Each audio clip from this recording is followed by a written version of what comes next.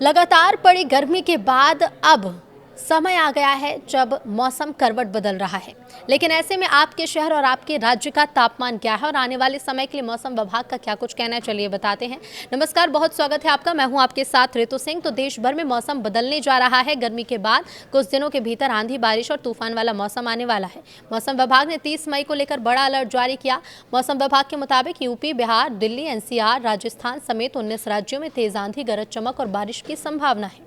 कुछ इलाकों में हवा की रफ्तार 85 किलोमीटर प्रति घंटे तक पहुंच सकती है, जिससे पेड़ गिरने, बिजली व्यवस्था बाधित होने और जनजीवन प्रभावित होने का खतरा है। पूर्वी भारत में सबसे ज्यादा असर देखने को मिल सकता है, तो वहीं पहाड़ी राज्यों में भी मौसम खराब रहने की चेतावनी है। आईएमडी यानी मौसम विभाग ने लोगों को सतर्क रहने और अनावश्यक यात्रा से बचने की सलाह भी दी। तो गर्मी ने पिछले कई दिनों से देश के बड़े हिस्से को जैसे झुलसा कर ही रख दिया था। दोपहर के समय सड़कें सूनी हो जाती थी और लू के थपेड़े लोगों को घरों में कैद रहने पर मजबूर कर रहे थे। लेकिन अब मौसम का रुख बदलता दिख रहा है। मौसम विभाग के ताज़ा पूर्वानुमान ने साफ कर दिया कि आने वाले घंटे और दिन राहत के साथ साथ चुनौती भी लेकर आ रहे हैं।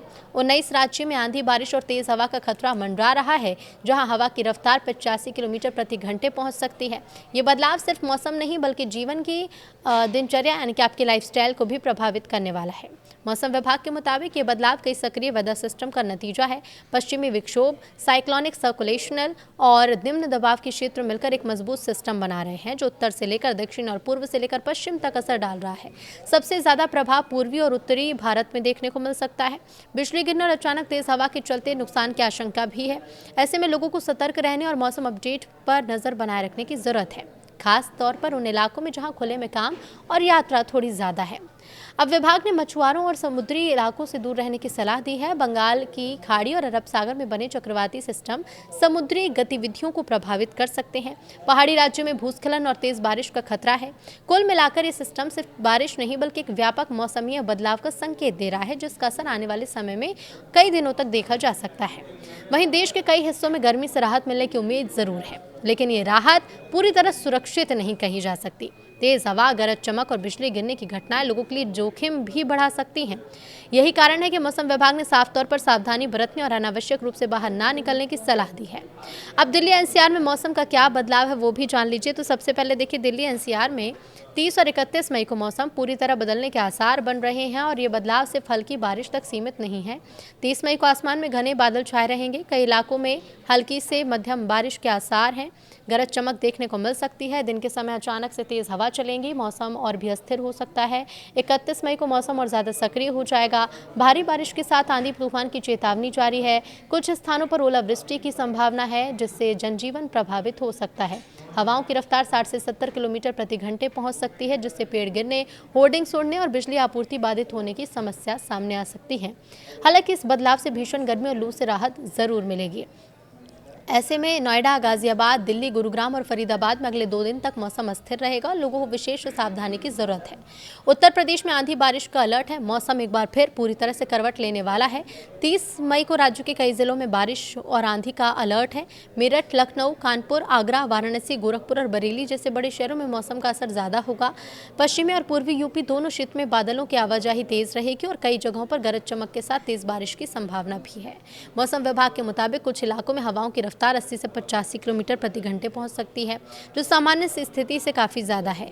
अब इससे खेतों, पेड़ों और कमजोर संरचनाओं को नुकसान पहुंचने का खतरा भी बढ़ रहा है। कई जगहों पर बिजली गिरने की घटना हो सकती है, जिससे सतर्कता बरतना बहुत जरूरी है। बिहार में 30 मई को मौसम बेहद सक्रिय रहने वाला है और राज्य के कई जिलों में तेज बारिश के साथ आंधी तूफान की संभावना है। पश्चिमी चंपारण, पूर्वी चंपारण, गया, पटना, सारण, सिवान, पूर्णिया और कटिहार जैसे जिलों में मौसम का असर ज्यादा देखने को मिल सकता है। यहाँ पर भी भारी बारिश हो सकती है और 70 से 80 किलोमीटर प्रति घंटे की रफ्तार से हवा पहुंचने का यहाँ पर अनुमान लगाया जा रहा है। जनजीवन इससे प्रभावित होगा। सबसे बड़ा खतरा बिजली गिरने का होगा, लेकिन ऐसे में लोगों को सावधानी बरतने की जरूरत है। तो मौसम में बदलाव गर्मी से राहत जरूर देगा, लेकिन इसके साथ ही सावधानी भी जरूरी है। मौसम विभाग ने लोगों से पेड़ों, बिजली के खंभों और खुले मैदान से दूर रहने की सलाह दी है। झारखंड में तेज हवा और बारिश का अलर्ट है। मौसम विभाग यहाँ मौसम फिर से सक्रिय है और 30 मई को कई जिलों में भारी बारिश का अलर्ट जारी किया गया है, जिसमें रांची, बोकारो, धनबाद, देवघर, गिरिडीह और हजारीबाग जैसे क्षेत्र शामिल हैं। सुबह से ही बादल छाए हुए हैं कई जिलों में और 60 से 65 किलोमीटर प्रति घंटे की रफ्तार से हवाएं यहाँ पर चल सकती हैं। झारखंड में हालांकि लोगों को गर्मी से राहत जरूर मिलेगी। पश्चिम बंगाल में मौसम काफ़ी स्थिर रहने वाला है और कई जिलों में बारिश के साथ तेज आंधी की चेतावनी भी जारी की गई है। आसपास के क्षेत्रों में बादल छाए रहेंगे और दिन भर रुक रुक कर बारिश हो सकती है। राजस्थान में एक बार फिर से मौसम ने करवट लेकर 30 मई को कोटा, झालावाड़, सवाई माधोपुर, टोंक और आसपास के जिलों में तेज बारिश का अलर्ट जारी है और ऐसे में दोपहर के बाद मौसम विभाग के बदल सकता है और धूल भरी आंधी के साथ बारिश की गतिविधियां शुरू हो सकती हैं।